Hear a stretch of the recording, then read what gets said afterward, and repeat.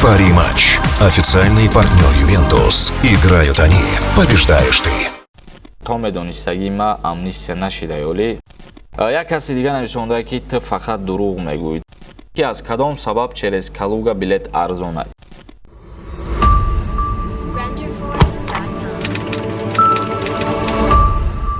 ассалому алайкум ба ҳама тамошобинони барномаҳои Сорбон Сафаров, барномаҳои канали Юристиҷей. Тамошобинони азиз, ба ҳамаи шумо як чиза хотиррасон мекунам. Касе ки мехоҳад канали моро дастгирӣ кунад, силкаи сарпарасти мо Пари-матч дар комментария закрепит кардагиай.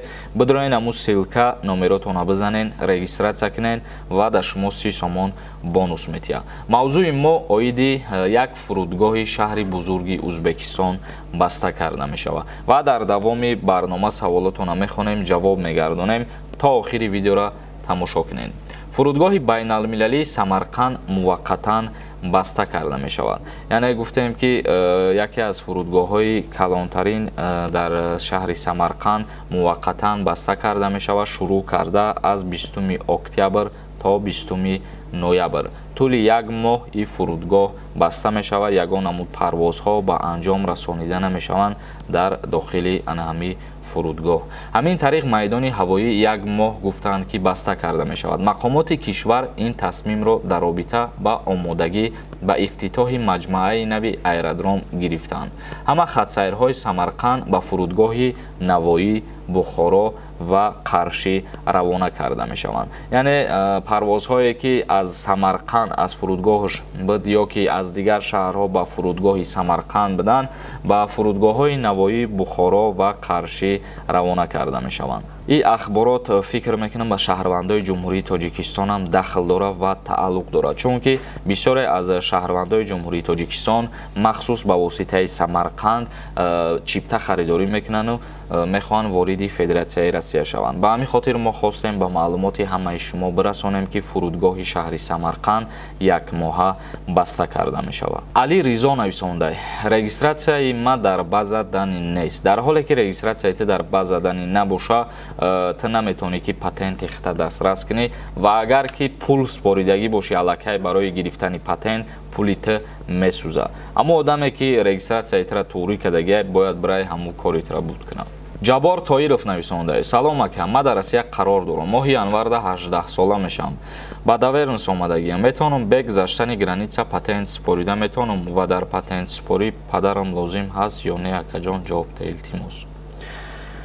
мутобиқи қонунгузории Федератсияи Россия, шаҳрванд 18 сола кишид метавонад патент дастрас кунад. яъне дар вақти дастрас кардани патент бадани падари ту лозим нест ва барои бе гузаштани граница, агар ки ягон қарори нав набирояву границаҳо кушода нашаванд, бале метавонӣ ки бе граница гузаштан ту патент бигирӣ. агар ягон қарори нав бубирояд, баъд ба мисли пештара граница мегзарен, бо аз нав дохил мешавед, патент мекунед. як каси дига нависонда: салом алайкум, чӣ хел ҳамроҳи шумо связ заброи ака бисёр барои ман лозим аст. дар рӯи экран номи инстаграми ман ҳаст, сай метавонед ки дар инстаграм муроҷиат кунед. нафароне ки аз дарди сутунмуҳра ва дарди буғунҳо ё бемориҳои занона ва мардона ё бемориҳои ҷигар азият мекашанд, пас ба доктор Анвар муроҷиат намоед. доктор Анвар дар Федератсияи Россия шаҳри Екатеринбург кор ва фаъолият мекунад. табобат бо доруҳои гиёҳӣ арзон ва дастрас мебошад. ба рақамҳои рӯи экран ё ба инстаграми доктор муроҷиат кунед.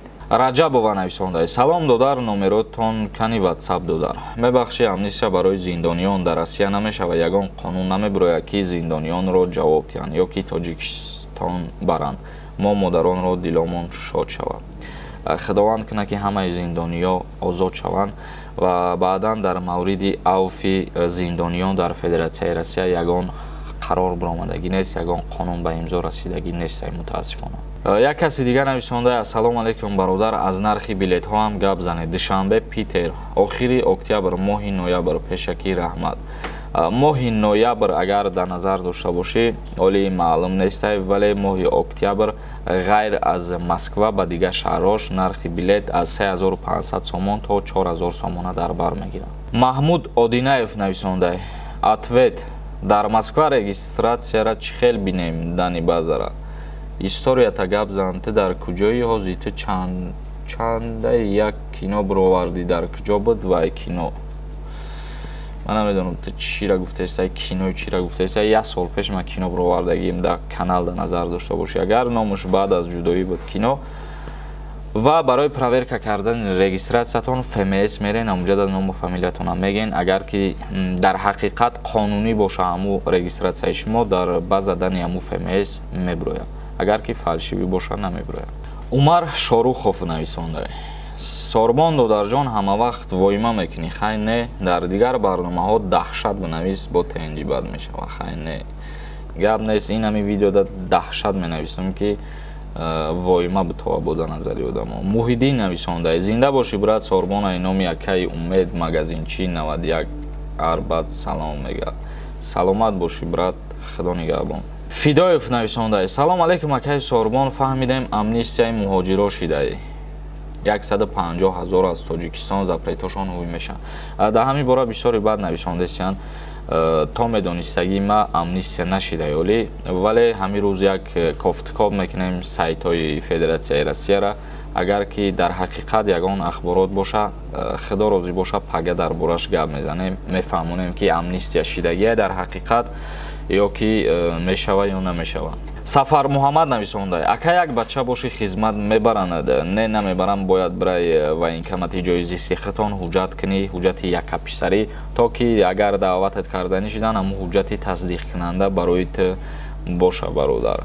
Як каси дигар нависонда ки ту фақат дурӯғ мегӯӣ, ту нафаҳмидӣ бародар охир. Юсуф Абдуллоев нависонда. Одамои маълумоти олӣ доранд, чанд сум месупоранд барои ай хизмат озод шидан. 25 200 сомон ҳама пардохт мекунанд. Фарқ надорад маълумоти олӣ дорӣ ё ки хондагӣ умуман нестӣ, 25 200 сомон пардохт мекунӣ ва дар тӯли як моҳ метавонӣ ки соҳиби билети ҳарбӣ бишавӣ. Қосимҷон Шоев нависонда. Салом алейкум бародар, раҳмати худо ба шумо ки шумо ба муҳоҷирон хизмат мекунед. Савол ҳамин ки аз кадом сабаб через Калуга билет арзон аст.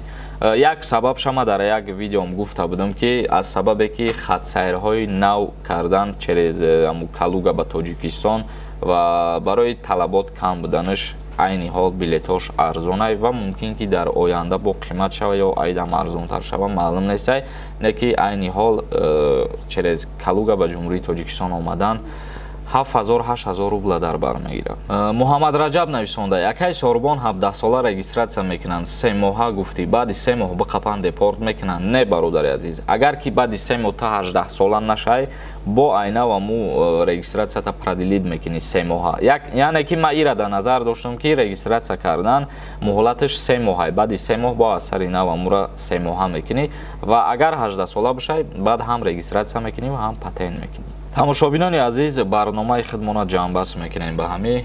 Агар ягон саволи дигар дошта бошед дар комментария саволотона бинависонед. То барномаҳои дигар, худованд ҳамаи мо ва шуморо нигаҳбон бошад.